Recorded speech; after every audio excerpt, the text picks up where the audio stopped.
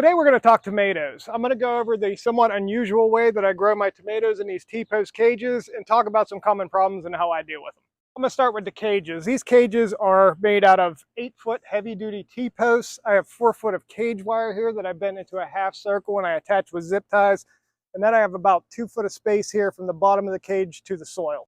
I start my plants with 1 or 2 main stems and I prune the suckers off of them as they're growing. But at some point I do end up getting busy and they kind of tend to get away from me like this one is here now. So I'm going to show you how I maintain these. So this one has 3 main stems on it right now, which is fine, but there are some suckers that I need to get rid of, and I also need to get in here and clean out some of these leaves so that there's better airflow. The way I hold these in the cages is with a piece of bamboo or something similar, and then I just run them through the cage.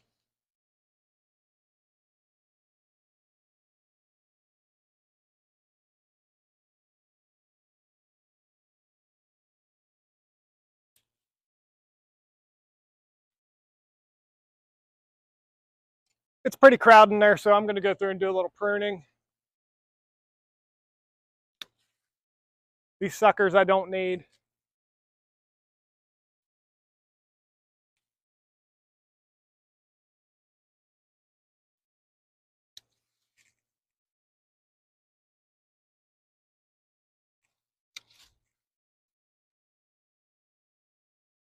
A lot of these leaves can go so that we can have good airflow through here to prevent disease.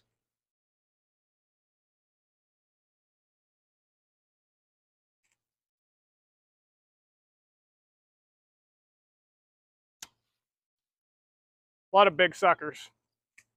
That's not bad. You do want to make sure you keep enough leaves to give the tomatoes some shade, but these things are just locked in place. I never worry about these things coming down in a storm or anything.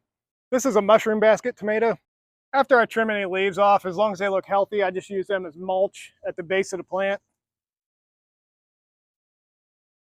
Mulching your plants is one place where I'm always slacking, but even though I don't do it, I definitely recommend mulching your beds with straw, dried leaves, grass clippings, whatever you have.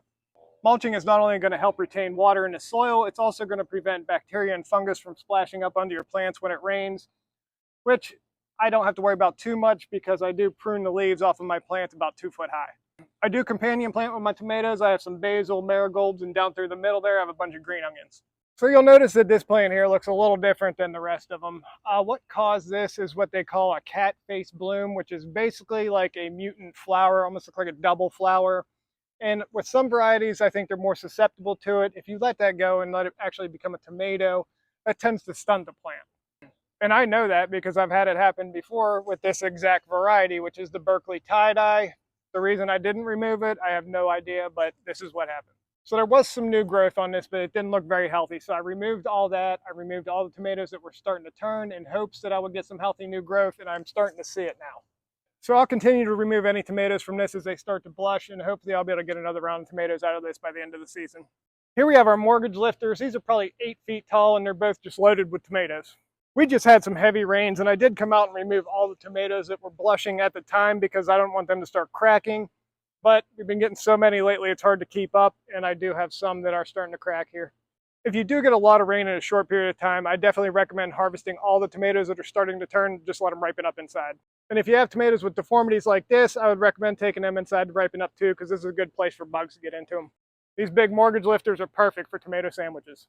One problem that everybody's going to have at some point growing tomatoes is blossom end rot. And there are some varieties that are much more susceptible than others. The only ones I've had a problem with this year are my early girls. You'll hear the blossom end rot is a calcium issue, which is true, but you're not going to solve it by adding tums or eggshells. The main reason you're getting blossom end rot is usually inconsistent watering.